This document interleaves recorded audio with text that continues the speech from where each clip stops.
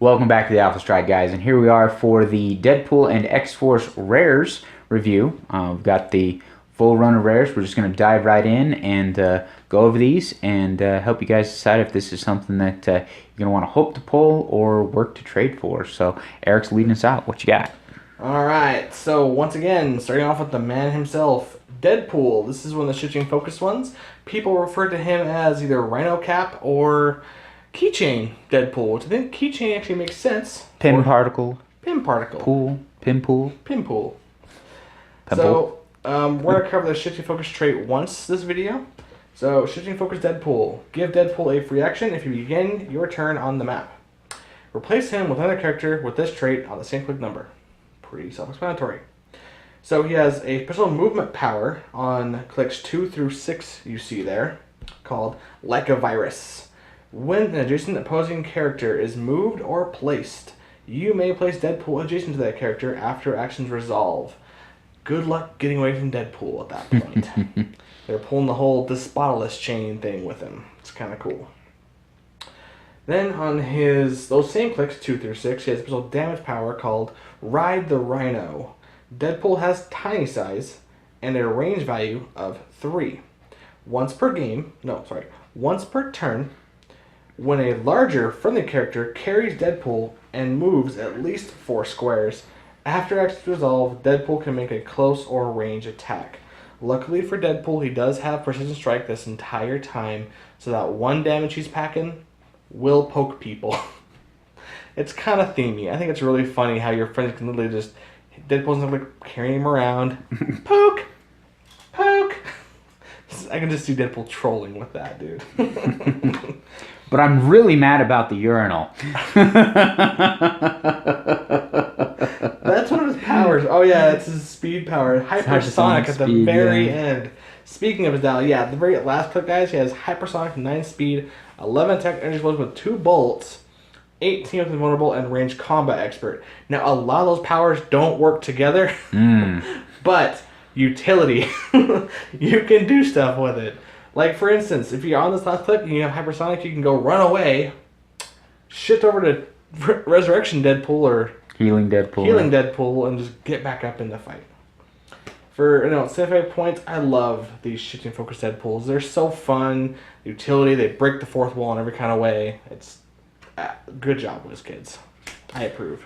All right, up next, the shifting focus Deadpool in the bathrobe. We're just going to cover all 3 at once because really this character could have been one character.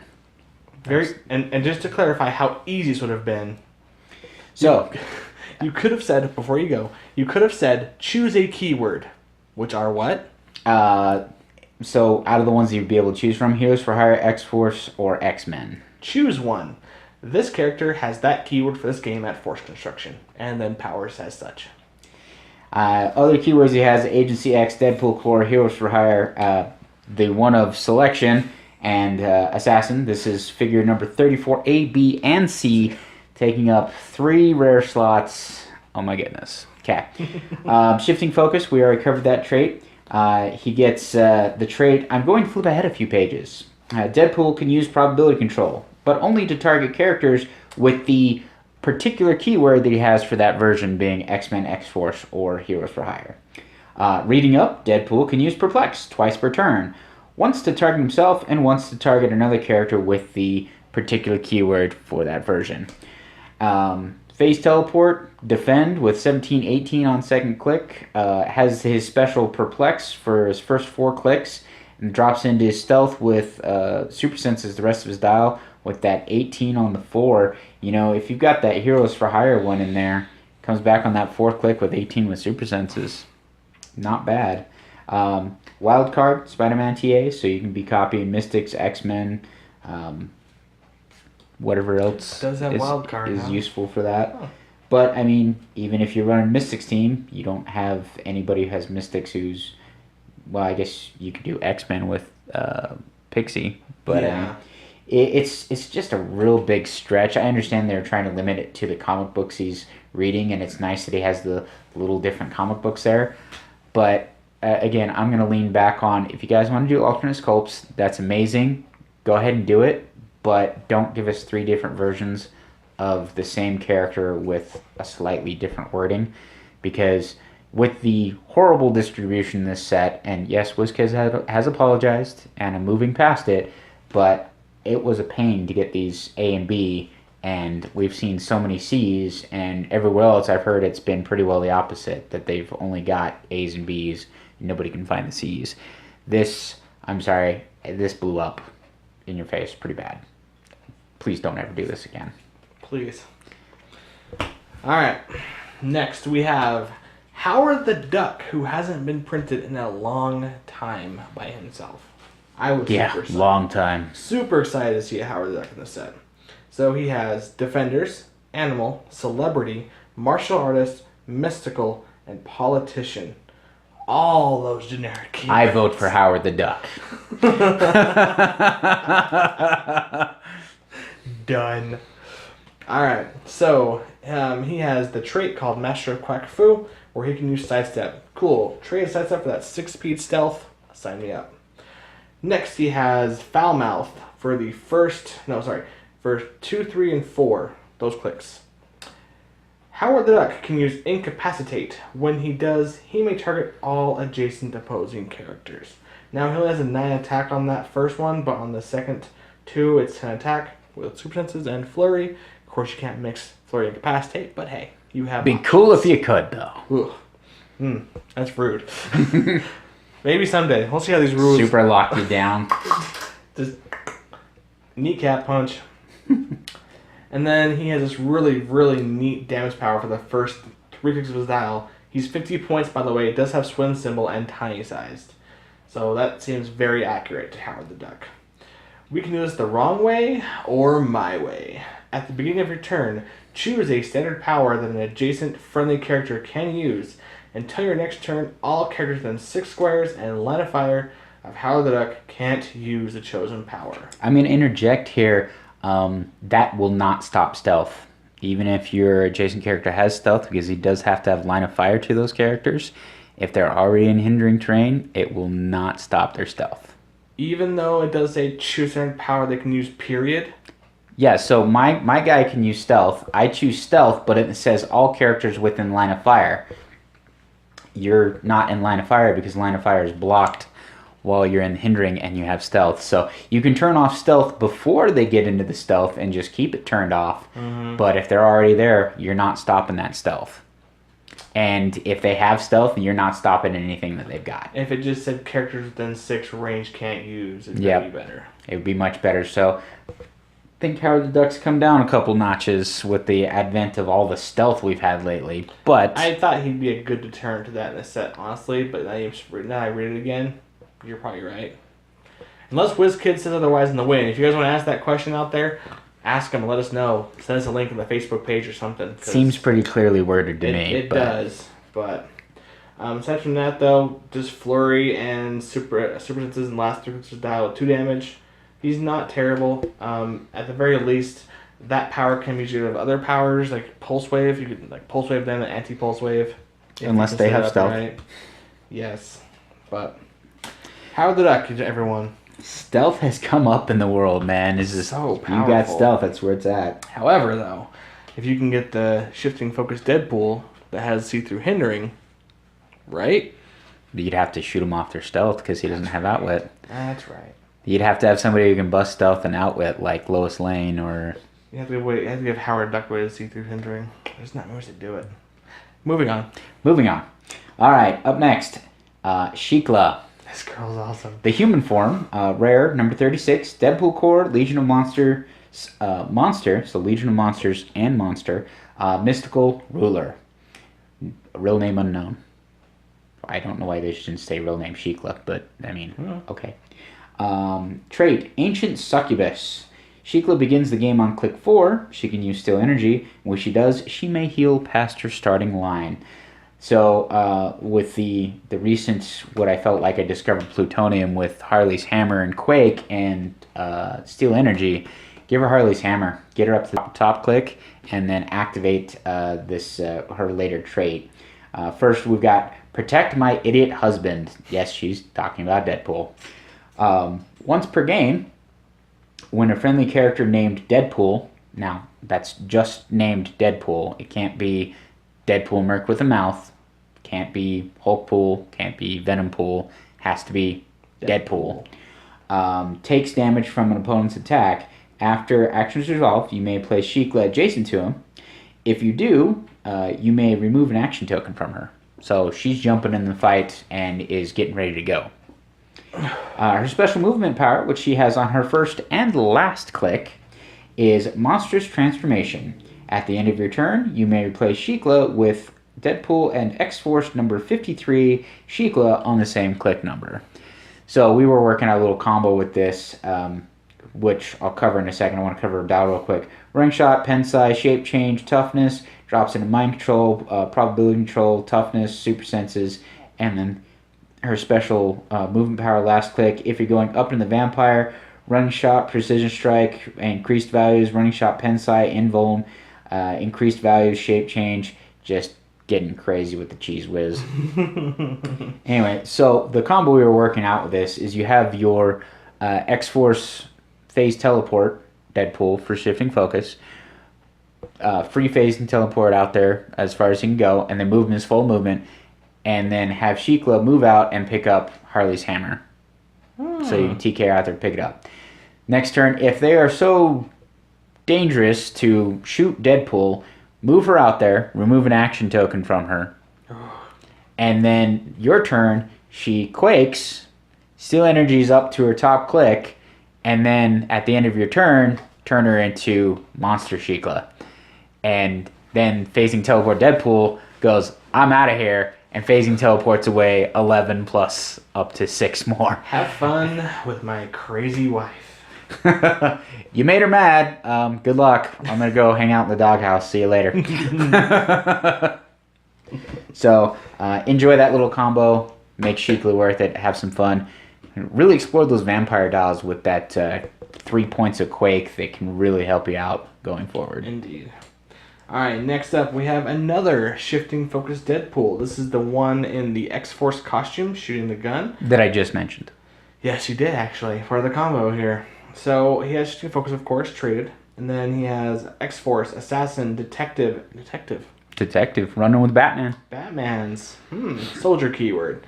I love that every one of these Deadpools has an oddball keyword, so that you can like make a weird theme team and put him on it in one of those characters, and he shifts and doesn't break your theme. You just can't theme team probably anymore. But that's fine. But you have utility on a lot of different teams, guys. Yep. Look at these keywords. Look at your options. Play one of them and just say, "Hey, I have a theme team because of this Deadpool," and then this one's better. Totally something you can do. So his special movement power, which he has from first to fifth click with 12 and 11 speed, is yoo-hoo! I'm over here now, Spanky. Deadpool can use phasing teleport normally or as a free action. If he activates as a free action, roll a d6 and replace his speed with the result. And like Mike said, that's from 1 to 6. Now, Bamf. You can still... Oh wait, no, you can't roll first. Never mind. Because you have to just either choose that or normally, right? No, you can do them both. You can do them both. You can free action teleport and then do a regular movement. So he can go 18 squares at max in one turn on his top dial. Just getting him out there. Yep. Give him a Hulkbuster leg for flight. Super taxi. I mean... Body slide by 2. He doesn't carry anyone, but that's still just a... Well, wow. Hulkbuster leg grants flight. So you can carry somebody. Or carry a tiny character with you. Just play one of those keychains on click 2 and just... Bring him in, drop him, move, drop him, bam. Alright, and then his dial's pretty standard for the most part. First 2 clicks, he has Super Senses. Click 2, he has Shape Change. It's probably my favorite click on this Deadpool. Middle 3, all reflexes with 2 damage exploit. Not too shabby. And then last 2, more phasing to run away, Super Senses, and some more Shape Change. So this one is a little more maneuverable with some defensive capabilities. That right middle of his dial, being able to free action teleport and then exploit somebody, and you're now basing them. If you get that roll right, that's all over the place. Yeah. All right, and you got the Prime. Yep, I ran this guy in my ROC with a Hulkbuster torso. This character is ridiculous. So 75 points, like every other shifting focus Deadpool. X-Men TA for added heals if you've got some other X-Men on your team. Weapon X, X-Men, Assassin. He adds to any X-Men team any day of the week. Shifting focus trait, and then trait healing factor on the double, similar to Madcap. When Deadpool takes damage after action resolve, roll a d6, heal Deadpool, half the result. So he's got, starts with toughness, goes to combat reflexes, last 2 clicks regen, sidestep, followed by phase teleport, 2s and 1s on damage, 4 range. Not really a good solid attacker, but man, if you need somebody to bullet sponge, he's just gonna take it and like it. For anything, Mastermind, Poison, Mystics, Crit miss, dude. Indom, just seriously, until Outwit is able to stop a Hulkbuster torso. You all know it's my favorite thing, but you put it on him, you're reducing up to 5 damage every time he gets hit. And if you hit me for 1, chances are I'm going to be gaining. So, I mean... And with Torso in Nick Fury set, it's staying in longer. Oh, yeah. Too. Sheesh. Yeah, he's pretty amazing. Got me only 1 loss the whole ROC. You did a great job with that team. We'll have those videos up soon, guys. If you don't see them before these come out, I'm trying. He is hard to come by, and with his current value, he's right around $30-$40 on a popular auction webpage. So good luck getting a hold of one. Hopefully you pull one. Eric was so kind as to get me one for my birthday. It was way awesome. So I had to run him in the ROC. All right, what you got, Eric? So I have Terror, both of them, in his detective outfit and his Deadpool Corps outfit. So this sculpt in both his forms is really cool looking, and I like what he does. So we haven't covered the traits in this one. Okay, so first for this one, we'll do the Mercs for Money. Each time another friendly character with the Heroes for Hire keyword KOs an opposing character, heal Terror 1 click. Heroes for Hire with all these new Mercs for Money guys got a really good buff, I think. Playing any one of these guys and making them heal when your other Heroes for Hire deal damage is really powerful. And then the other one, before we get to the trait here, has I am the Deadpool, brand mercenary you hired. Once per action for all characters with this trait, when another friendly character with the Deadpool Corps keyword would be KO'd, you may instead turn that character to his last non-KO click, then heal it 3 clicks. If you do, KO 1 friendly character with this trait. So it doesn't have to be this person. It could be anyone with the trait. Gotcha.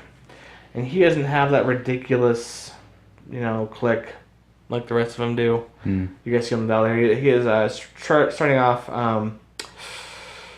5 range, 7 speed with charge, 10 attack, precision strike, 18 toughness. Honestly, click 2 and 3 are my favorite with invuln and outwit. That's super good. And then later dial 18, 17s with close combat, expert, stealth, and then 2 clicks of regen because anyone on Deadpool Corps should be good at regeneration. The other trait that they both have is called Lend Me a Hand or a Head. Once per turn, when an adjacent standard character is KO'd, modify Terror's combat values by +1 until the end of your next turn. That's a different wording I've noticed in some of these things. This means it lasts your current turn and then the end of your next turn. So your current turn, your opponent's turn, and all the way through the end of your next turn. Yeah, usually it's at the start of your next turn, but this is at the end. That one's pretty cool, so it has a lot more potential for that one to go off. Now, bystanders do not count, guys. For anything that says standard character, bystanders are not considered standard characters. That's very, very important for our next character we'll talk about later in the Super Rare review. Go ahead. All right, up next, a figure you've all been waiting to see. Everybody loves the unbeatable Squirrel Girl. Number 39, Avengers, Great Lakes Avengers, Animal. Ignores elevated terrain for movement purposes. Trait, Chuck, Chitty, Chit, Chick. I tried, guys. Chuck, Chitty, Chick.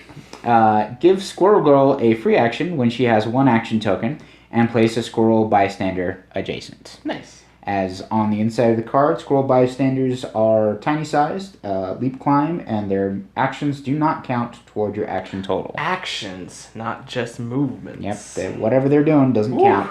8 attack, 16 defense, 1 damage. Not going to be doing a lot for you other than tie-ups, but hey, you know what? You get them tie-ups out there. Trait, Squirrel Armor. Once per game, give Squirrel Girl a power action if there are 3 adjacent Squirrel bystanders, so it's probably taking you quite a bit to get those built up.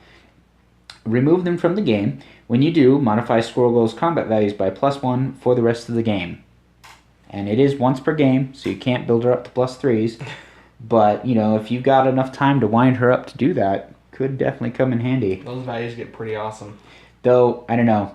I have to say, squirrel armor, I mean, she's taking bullets, punches. You're hurting squirrels at that point. I don't really think she has a strong affiliation for squirrels and their well-being at this point. Fighting Squirrel Man, third trait. Give Squirrel Girl a free action if there are 6 Squirrel bystanders on the map. Replace them with a Squirrel Man bystander in one of their squares. So they don't have to be adjacent. They could be spread out all over, and then just suddenly you get Squirrel Man, who is charge, 9 movement, 11 attack, super strength, 18 defense, impervious, 3 damage, and his actions don't count toward your action total. Now keep in mind, old Squirrel Girl here is a unique ring, so no doubling up on her to try and make that happen a little bit faster. I've heard a little bit of talk on the forum. You're going to want to put somebody who can leadership 85 points. With the changes to leadership in the near future, Avengers, you get an Avenger who can leadership. Dude, animal even. Animal? Well, I don't know how many animals have leadership. There could be some out there. We haven't looked very hard. I haven't played enough animal teams, but I'm sure there's some could be out there. Leo. Leo's probably got animal. Maybe? Maybe. Who knows? Check it out, guys. Anyway, she's got charge, 11 attack, toughness, 3 exploit. Not bad for 85 points. Drops mid-dial to in-cap, super senses. Still exploit and charge. And then finishes off with force blast, outwit, and super senses. Really low defensive values at that point. She's probably going to be checking out. And you're going to be focusing, trying to get as many scrolls out there as possible. But, yeah, with that 1 action token, it's going to be really rough because when she has 1 action token, she can't have 2. She has to have 1. So you have to move her and then give her a free action to place 1. And then you have to clear. You know. And then you have to move her and add a token. There are theme team props on Avengers teams. She could be a theme team prop when she clears. So on your, you know. On your next turn, you could do it on your next turn. Okay. Yeah. I can see that. It takes some work, but. But the leadership, you would move, you know, or just run in place, generate a squirrel, leadership, generate a squirrel, or mover, generate a squirrel, leadership, mover, generate a squirrel, then give her a +1s, and then, you know. Do it again. Hope those leadership rolls are where they're at. I'd recommend Kingpin, succeeding on a 4, 5, or 6. And regardless of point value, yes. So it wouldn't matter. But overall, you know, I've heard that she's had some good play. I've heard some people say she absolutely sucks. I think it all comes down to whether or not you give her those +1s, because she'd be no joke at that point. And honestly, based on her popularity with this set, and everyone waiting for her to be reprinted again, she could have been a super rare. But WizKids was so generous to make her a rare, unique. Yes. We're going to say thank you for not making the very popular, highly sought-after characters not super rare in this particular set for some of these characters. We really appreciate that. Cable, Squirrel Girl, the Ecstatics, Doop, all these shifting Domino, Deadpools. All the Deadpools, yeah. Minus the Prime. It's still just a rare. Hard to find a Prime, though. I'm blaming that on distribution error. Alright, next up in the rare slot, we have Princess Python. So she has Femizons, Serpent Society, and Animal. Does not have the Bad Girl trait. It's called Bad Girls, right? Yeah, Bad Girl Inc. Bad Girls Inc. Yes. So there has been some talks about this Python. She even has her very own conclusive bystander token made by WizKids. She is pretty interesting. I have yet to see her in her full potential. I played her in my pre-release and I stomped the tar out of it. But anyways, her attack power is time to train a new snake. Give Princess Python a power action to place adjacent a Python bystander if there are none on the map. This means she can only ever have one. The damage power she also has is give Princess Python a power action to give Python an action as a reaction. That could be movement, that could be attack. My only problem with her and this snake is how slow it is. Because it's all power actions and she has no willpower. So you really have to just kind of push her to death to get this thing really going anywhere. You want to have your mind blown for a second? Multiple Princess Pythons. You can only have one snake on the board, but each one you give a power action gives that snake an action as a free action. So, and for their low point value, that snake would just be rocking the world. Well, she's not unique, but the thing still does say power action to place adjacent to Python's Bisector if there are none on the map. So you have one, create the token, and every other Princess Python gives a power action, and that snake is just going to town on your team. So not making more. No, I'm just saying that one snake is just, for being a Pog, it's going to be doing blades, plasticity, and just wrecking your whole team for, how much is Princess Python? 30 points. 30 points. So I could have 10 of those on my team. That's 10 actions with that snake every turn. I mean leadership. Points. 3.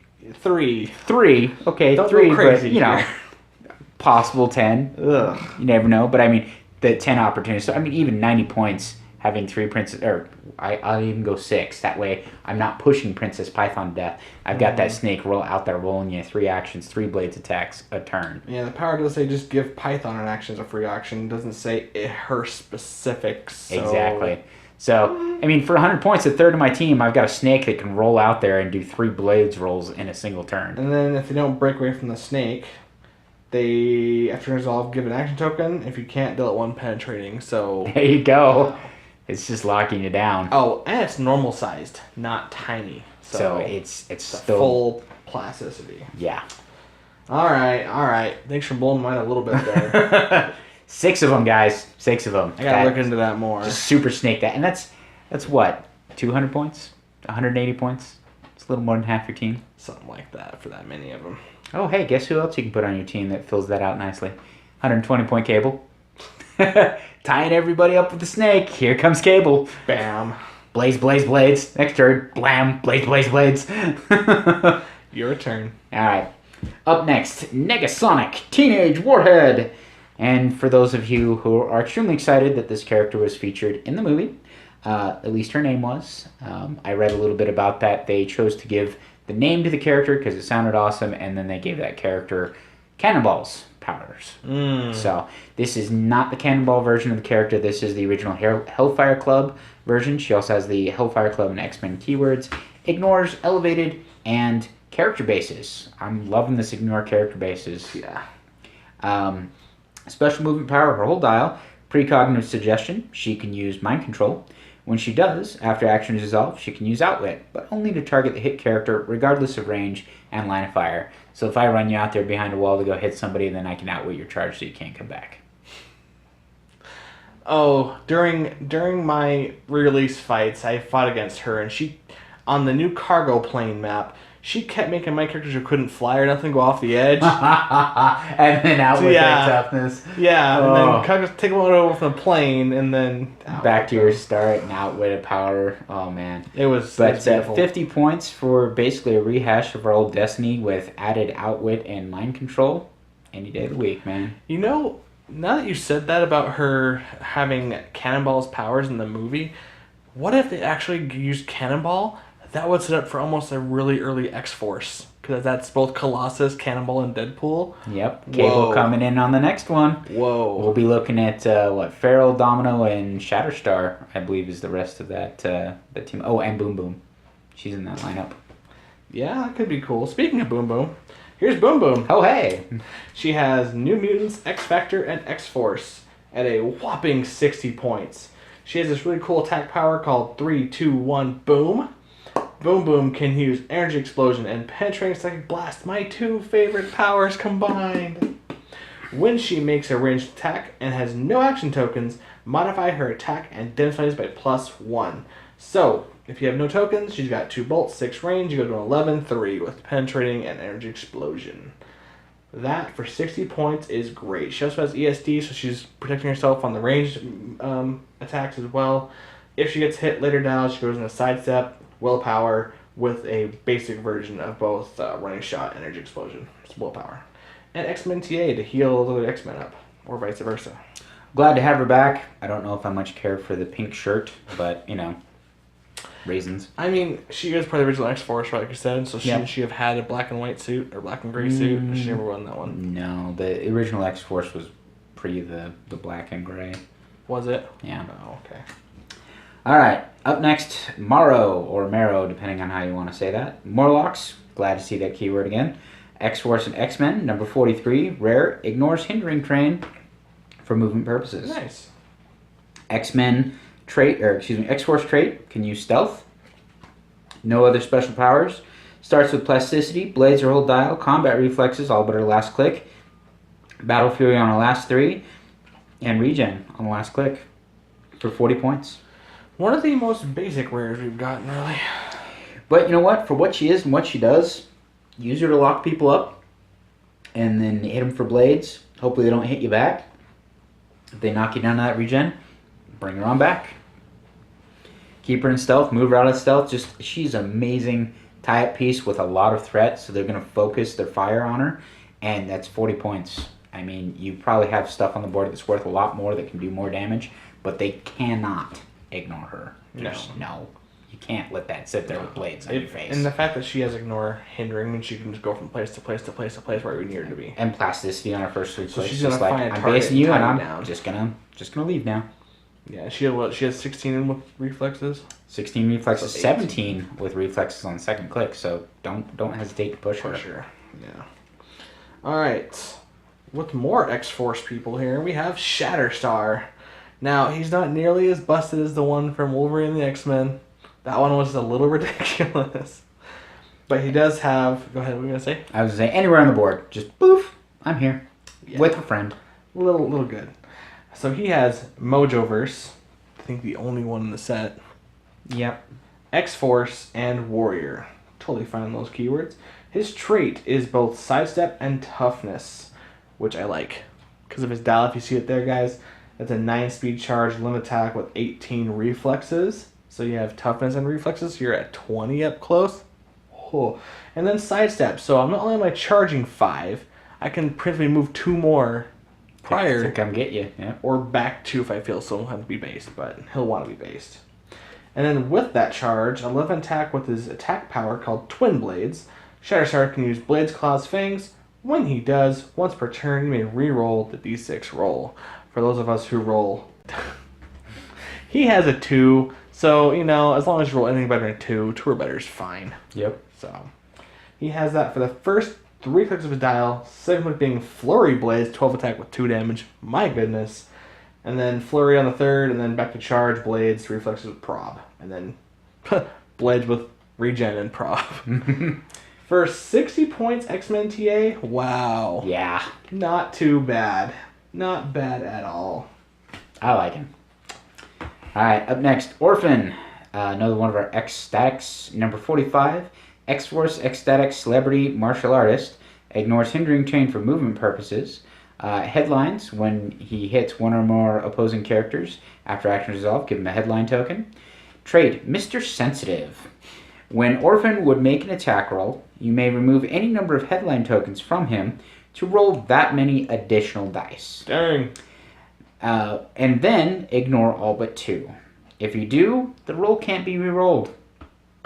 No mixy. Sorry. Nope. So you can't change the dice because it can't be re-rolled. Yep. His special damage power that he has his first 3 clicks, he can use leadership at 70 points. Hey, with the leadership change, that's going to make it worth something. That will make it worth something. All right. And then at the beginning of your turn, you may remove a headline token from a friendly character's card and place it on the card of another friendly character. So if I need to pass over a headline token to Dead Girl or Doop or You Go Girl or Anarchist and somebody else has been able to hit somebody, or if I just want to hoard all those tokens for myself so I can roll 6 dice when I'm attacking you once. It's like, I'll take these 2. He does have Charge, Precision Strike, 18 Defense, Super Senses. Super Senses, his whole dial drops into Sidestep, last 2 clicks. Precision Strike, his whole dial. When he loses his Leadership special power, he goes into Outwit for 70 points with X-Men TA. Really, not bad. Not bad. I would have expected him to have Flight, considering he's do the whole I'm levitating thing. Yeah. But he does ignore hindering terrain, which I guess that's good enough. He's not really flying. He's just kind of floating. And you'll play him with Evo Girl, and she'll carry him around anyways. Well, she would ignore the combat symbols anyway. This is true. Or excuse me, the speed symbols. The speed symbols specifically. Next, we have Doop, who I'm so happy I can finally get a hold of one of him. Doop. The con one has never come down in price. He's so good. I wish I could have one, but for now, this guy's pretty good. He's pretty awesome. So he's got, for either 90 or 35 points, he is X-Force, X-Men, Ecstatics, and Celebrity. So this trait, hold on. The unimaginable power of Doop. Or as some people like to call it, the power of Doop compels you. We've heard that a lot at our shop, so yeah. Give Doop a power action and roll a d6 that can only be re-rolled once per turn by removing a headline token from him. So you don't have to have a headline token to do this, but if you do have one, you can re-roll your d6. Otherwise, the die can't be re-rolled, so Mixie can't change it either, which is kind of stellar. So 1 through 2, moving between panels, place Doop and all adjacent characters into any square adjacent to themselves. Basically, you hop a square from wherever they are. One square placement. But it's adjacent, so it has to be next to people. So if you're clustering your X-stacks together, they move. Dupe and all adjacent characters, so you all have to be next to each other. So you all get to move one square, or you can split up. Is it opposing friendlies? It is only adjacent characters, so even opposing. So if you're base, you'd be like, no, we're gonna put 2 squares between us. Yeah, that's basically what you do. It's not bad. Then he has 3 through 4 Dupe space. All characters within 4 squares are placed adjacent to Dupe. So Dupe, and then you have 8 squares to play with to put people around. Possibly, if you're on an elevated train. I did end up with only 1 when using this. I do believe, and feel free to quote me on this, I'm probably going to be wrong as I have been on many different rulings. Rule of occupancy would state that if there are no squares that would be considered adjacent to Dupe, you cannot put somebody in those squares. Mm-hmm. So if you only have 1 adjacent square and you have 4 characters that are being affected, you'll pick one character to be adjacent, and everybody else, unfortunately, would not be moved by the effect. Yep. But check out the rules forums, check out the erratas. Prove me wrong. I know. I kind of hope I'm wrong, but I don't know how else you would do it. So. Yeah, I've seen the same problem happen. He's next to a wall. You have to just cluster around the front of him somehow as best you can. Yeah, because even if you're 1 square out, you're still not adjacent. So. Yep. And then the 5th, on 5 on the roll, says, Gleaming the Cosmic Cube.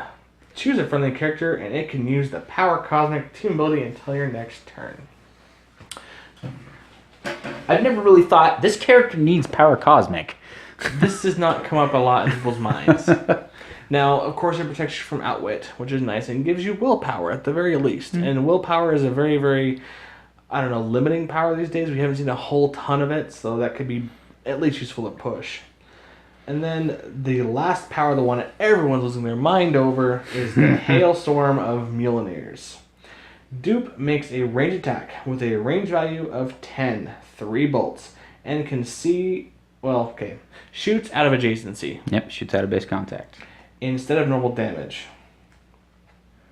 Instead of normal damage, each hit character and each character adjacent to 1 or more hit characters is dealt 3 damage. Not penetrating, but holy cow. So you pick 3 targets within 10 range, out of adjacency. And it's a 3 damage energy explosion. Basically.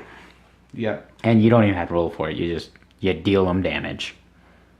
It does say make a range attack. Oh, okay. So you do have to roll for it. You have to still roll, but, he has 10s and 9s and an 8 on the last, but with prob in the last 3. Depending where he's at with this is happening, and or if you have a theme team, it's probably going to happen. Especially late game, you just need to mop up a bunch of people. Basically, right? That'll thump some heads. And then, of course, he has the headlines trait, which Mike already covered. Yep. So, for 90 points, this guy's pretty okay. Does have flight and tiny, so you can't really carry, except for other tinies, right? Mm-hmm. But you can carry him. You can carry him, because he is tiny and ignore flight. That's totally fine. Does have sights up the entire dial. Invincible, most of the dial. Close combat expert on the first 2 with prob on the last 3. Now, I think everyone's going to play this guy on the 35 point, mostly. only because you get a 35-point prob control with the invincible, meaning if they don't outwit it first, Doop only takes 1 damage for a 2 or 3 damage attack, landing himself right on regen, which if you roll anything more than a 2, and you've got a prob just in case. Yep, he's back on that top click again. I faced him at 35 points, and holy cow, I couldn't believe how hard he was to kill for that low points. I'm like, are you serious? I played him at 90, and he became a little more viable attacker at that point. Yes. But I was thinking he had to have headline tokens to do his unimaginable power of Doop. Me too. I told you when I first read that, I was like, I have to hit you first, and then get Nope. the I just start throwing those Mjolnirs around. No, man, this is almost more tricksy than, what's his name? From Superior Foes, Mephisto. Oh, yeah. His little trick. This is almost more annoying depending on what you do with it. Yep. Because it's like, oh, Doop says Doop space. You all come into me. Oh, look, I have a Blades Claws Fangs guy here. Ready to just go rawr on your face. Or penetrating poison, or... Is that a free action? Oh, it's a power action. Power action to do that. No poison, but next turn. That's Doop, guys. You have? Up next, Jackhammer, number 47, Hydra Masters of Evil. I hope somebody else knows who this guy is, because this kind of feels like, D-lister just made it into the set. But hey, it's Deadpool, it's Jackhammer. There's probably a lot of innuendo jokes there. Sure. I love his real name, Matthew Banham. Fists of Jackhammering. Jackhammer can use Super Strength and Quake. When he uses Quake, if he's holding a light object, he deals 3 damage instead of 2. And if he's holding a heavy object, he deals 4 damage instead of 2. In either case, the held object is then removed from the game. So, he's got that power as full dial. He's never without it. Charge, willpower, and then toughness, late dial. 2s and 1s, you're going to be doing Quake anyway. Pick up those objects and make it count. That damage, yeah. For 35 points. Again, kind of a filler. Hydra Masters of Evil. You can get him on a Masters of Evil team or a Hydra team. Have some fun with him. Just get him in there and, Quake up, wreck some house, and then watch him die, because that's going to happen. It's going to be a one-hit wonder, but for 35 points, could you ask for any more? No. No? I don't think so. All right, and last but certainly not least, this is the Living Brain, who has both Sinister Syndicate, Spider-Man family, robot, and scientist. And Mike, if I'm correct, this is the same robot that hung out with Superior Spider-Man when he was up, right? Yep. This is that robot assistant he had. So that's pretty cool they made him. It probably is obviously because he wasn't in that set. I've heard telltale that Doc Ock, when he... Well, I won't spoil, but his brain and engrams went into this robot at the end of that storyline. Oh. So, I've heard telltale. I don't know, but... Well, he was in Superior Spider-Man #1, so that's all we know of that. But he's a cool character. So his thing that he does for basically all clicks of his 7-click dial at 70 points, that's pretty stellar, is called Lab Assistant. When Living Brain or an adjacent friendly character with the Scientist keyword uses Outwit, Perplex, or Probability Control, its minimum range value is 10. Basically paying homage to the old ways of those powers where they were ranges of 10, right? Yeah. 10 range prop control. On a giant figure with scientists. I mean, Hank Pym, You right? didn't have giant figures back then, but yeah, if you did it now, Now. my goodness. Half the board. Prob. Outwit. I Perplex. see you. So, he is pretty good, too, for 70 points. He does have Sidestep with that power. Toughness, Indomitable, and 2 damage with going on dial. Always has Toughness or Regen. And has all 3 of those powers. Outwit, Prob, Perplex. Where he can use those powers at 10 speed. So, that is pretty cool. Other than that, if you guys are playing Scientist theme, I highly recommend playing him. What's really cool is there's a couple scientists. I don't know, Swarm on Sinister Syndicate. There's Spider-Man on Spider-Man Family. A lot of them have those different powers. So, thoughts, guys? All right, well, that concludes our rares review for Deadpool and X-Force. Hope you guys have found this informative and helpful. We apologize if it was a little opinionated at points, but, feel free to comment, subscribe, let us know how we're doing, all that good stuff. And if you guys want to know why I was a little more opinion on this set, is because with this review, we actually had a lot more time to play these figures than we have with our other review sets, which was kind of nice. We had a little bit more input for you guys rather than just the figure itself. So we'll see you guys in the next one. And remember, Strike first. and strike hard.